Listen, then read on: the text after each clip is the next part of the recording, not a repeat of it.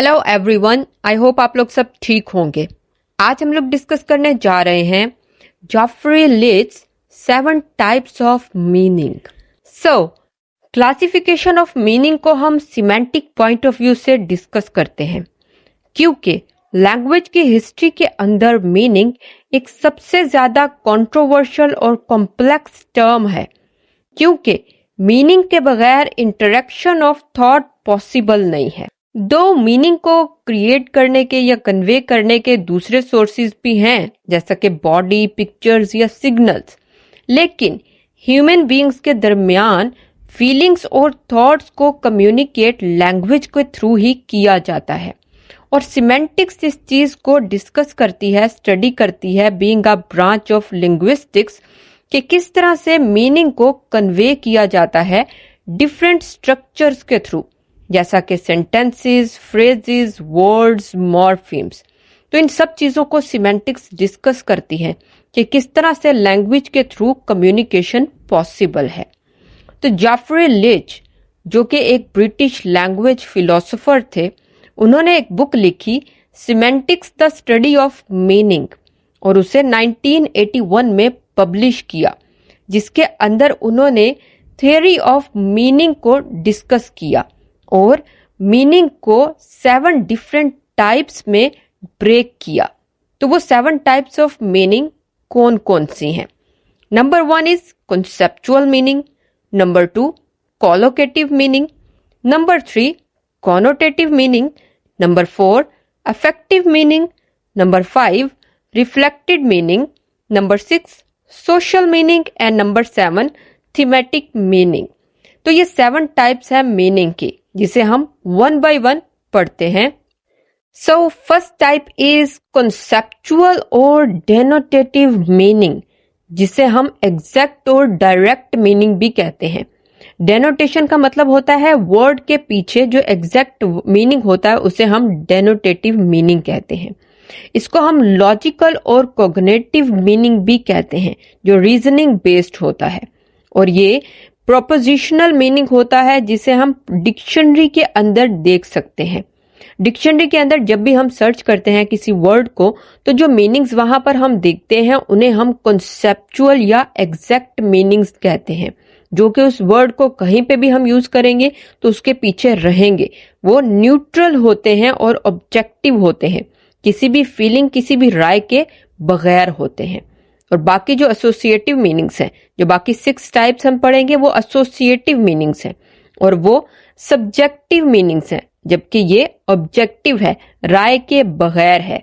इसीलिए हम इसे एसेंशियल या कोर मीनिंग कहते हैं, जबकि बाकी जो है वो पेरिफेरल हैं, नॉन एसेंशियल हैं, वो कोर मीनिंग्स नहीं है। ये जो फर्स्ट टाइप है, ये एक्चुअल में कोर मीनिंग है, कॉन्सेप्चुअल मीनिंग है। Conceptual meaning is the literal meaning of word indicating the idea or concept to which it refers। कि ये क्या है? Literal meaning है किसी भी word का। For example, हम कहते हैं needle, तो इसका conceptual meaning क्या है? Thin, sharp instrument। ये है conceptual और exact direct meaning। और meanings हो सकते हैं, meanings बनाए जा सकते हैं, लेकिन जब भी हम इस वर्ड के बारे में बात करेंगे तो इसका डायरेक्ट मीनिंग क्या होगा? Thin, sharp instrument. तो ये है कॉन्सेप्चुअल और denotative meaning, direct, exact, literal, logical and reasoning based meaning, जो कि हम डिक्शनरी के अंदर देखते हैं। सेकंड टाइप है कॉलोकेटिव meaning. Collocative meaning is the meaning which a word acquires in the company of certain words। कि कुछ वर्ड्स ऐसे होते हैं जो दूसरों के साथ मिलके ही एक मीनिंग क्रिएट करते हैं, या हम उनके मीनिंग को समझ सकते हैं। उनकी एक एसोसिएशन होती है दूसरे वर्ड्स के साथ, उन्हें हम कॉलोकेटिव मीनिंग कहते हैं। फॉर एग्जाम्पल, हमारे पास 2 वर्ड्स हैं, प्रिटी एंड हैंडसम। तो जब भी हम, इन दोनों का मतलब क्या है? Good looking. लेकिन जब भी हम इन वर्ड्स को यूज करते हैं तो कुछ एसोसिएटिव वर्ड्स हमारे माइंड में आ जाते हैं, जिससे हम मीनिंग क्रिएट कर लेते हैं।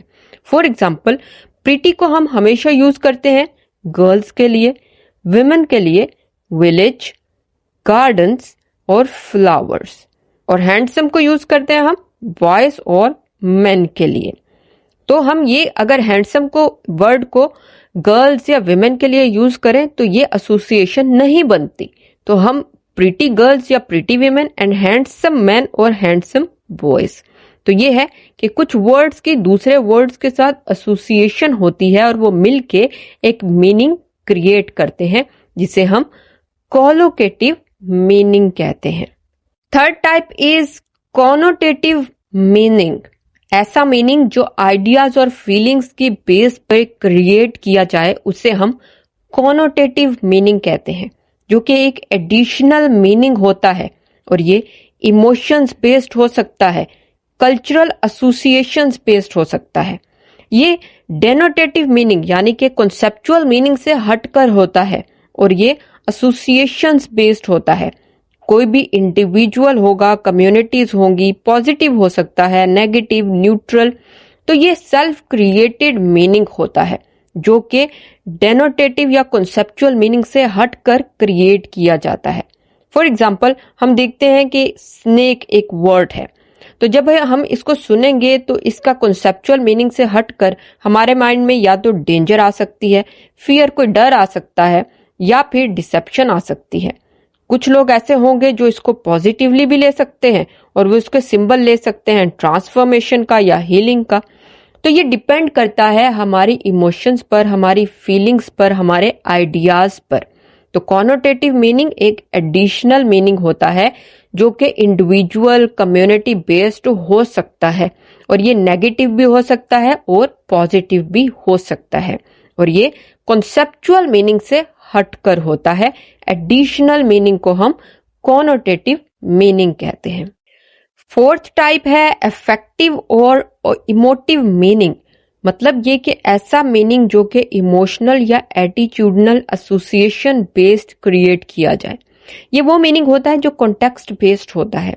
कॉन्टेक्स्ट के अंदर कुछ वर्ड्स ऐसे होते हैं जो कि फीलिंग्स को, सेंटिमेंट्स को या इमोशनल नुएंसेस या जिसे हम डिफरेंसेस भी कहते हैं वो कन्वे करने के लिए यूज होते हैं। तो कॉन्टेक्स्ट के अंदर वर्ड्स को डिफरेंट एटीट्यूड या इमोशंस की बेस पर एसोसिएशन क्रिएट करने के लिए यूज किया जाता है। फॉर एग्जाम्पल हमारे पास वर्ड है फायर। तो फायर का अफेक्टिव मीनिंग एक कॉन्टेक्स्ट में पॉजिटिव हो सकता है, जैसा कि ये वार्मथ को, कोजीनेस को या कंफर्ट को शो कर सकता है, और दूसरे ही कॉन्टेक्स्ट में ये नेगेटिव हो सकता है, जैसा कि फियर, डिस्ट्रक्शन और डेंजर को शो कर सकता है। तो ये क्या है?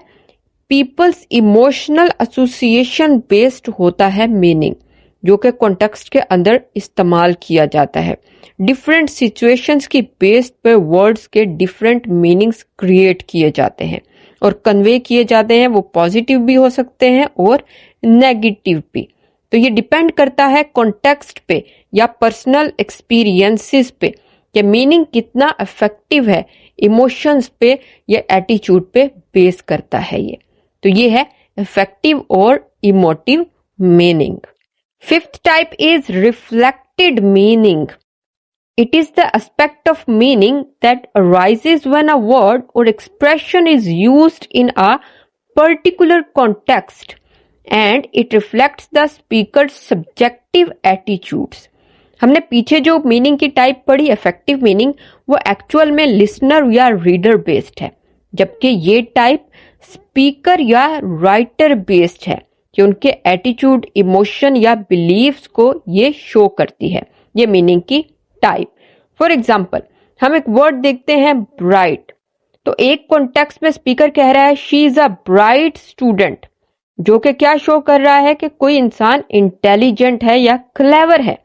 जबकि सेकंड कॉन्टेक्स्ट में वो कहता है हिज फ्यूचर लुक्स ब्राइट, कि स्पीकर क्या कह रहा है, पॉजिटिव आउटलुक दे रहा है या ऑप्टिमिस्टिक आउटलुक देते हुए कहता है कि पर्सनल की पोटेंशियल क्या है सक्सेस के लिए। तो ये है कि एक ही वर्ड को डिफरेंट कॉन्टेक्स्ट में यूज करना, इमोशंस, एटीट्यूड्स और बिलीव्स को इस्तेमाल करते हुए। तो ये है रिफ्लेक्टेड मीनिंग, कि ब्राइट का एडिशनल मीनिंग जो है वो बोथ कॉन्टेक्स्ट के अंदर डिफरेंट है, क्या स्पीकर या राइटर अपनी इमोशंस, अपने एटीट्यूड्स और अपने बिलीव्स को इस्तेमाल करते हुए जो मीनिंग कन्वे करना चाह रहा है उसे हम रिफ्लेक्टेड मीनिंग कहेंगे। Sixth type is social meaning. Society के अंदर रहते हुए हम कुछ ऐसे वर्ड्स यूज करते हैं जो कि सोसाइटल नॉर्म्स को, एटीट्यूड्स को, हायरार्कीज को शो करते हैं। फॉर एग्जाम्पल, हम किसी हायर या अपर सोशल स्टेटस के इंसान से बात कर रहे हैं तो हम कुछ ऐसे वर्ड्स यूज करते हैं जो कि रिस्पेक्ट को शो करते हैं या अदरवाइज। उसके बरक्स जब हम लोअर स्टेटस या इक्वल स्टेटस के इंसान से बात कर रहे हैं तो हम डिफरेंट वर्ड्स यूज करते हैं। तो सोशल मीनिंग डिपेंड करता है हमारे सोशल नॉर्म्स पर, एटीट्यूड्स पर। फॉर एग्जाम्पल, हम वर्ड यूज करते हैं किसी प्रोफेसर या बॉस के लिए डॉक्टर स्मिथ या मिस्टर जॉनसन, तो यहां हमने रिस्पेक्ट का एलिमेंट यूज कर लिया, हमने डॉक्टर या मिस्टर का वर्ड यूज कर लिया। तो ये है कि हमने फॉर्मल लैंग्वेज को यूज किया।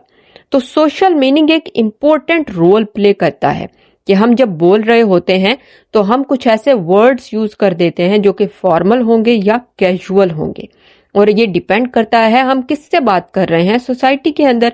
हम किसी बड़े स्टेटस के, हायर स्टेटस के इंसान से बात करेंगे तो हम फॉर्मल हो जाएंगे और फॉर्मल वर्ड्स यूज करेंगे। उसके अलावा जब हम लोअर स्टेटस या इक्वल स्टेटस के इंसान से बात करेंगे तो हम कैजुअल वर्ड्स यूज करेंगे जिनके पीछे कैजुअल मीनिंग होगा। तो ये है सोशल मीनिंग जो सोसाइटी पे डिपेंड करता है।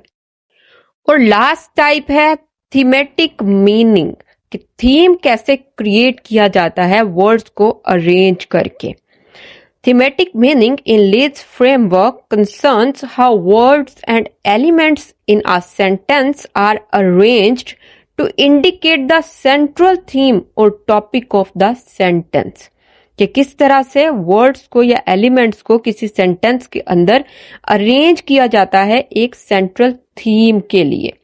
It focuses on how words assume roles like theme and rhyme. Theme कहते हैं सेंट्रल आइडिया को और रीम कहते हैं एडिशनल इंफॉर्मेशन को। तो ये क्रिएट किए जाते हैं वर्ड्स को अरेंज करके। For example, the cat chased the mouse. अब यहां पर थीम क्या है? द कैट, ये है थीम, और रीम क्या है? चेस्ड द माउस, जो कि एडिशनल इंफॉर्मेशन है। तो थीमेटिक मीनिंग क्या है? जब वर्ड्स या एलिमेंट्स को सेंटेंसेस के अंदर अरेंज किया जाता है एक सेंट्रल आइडिया, एक थीम को क्रिएट करने के लिए, एक मीनिंग, बेसिक मीनिंग देने के लिए, बेसिक आइडिया देने के लिए। तो ये है लास्ट टाइप, थीमेटिक मीनिंग।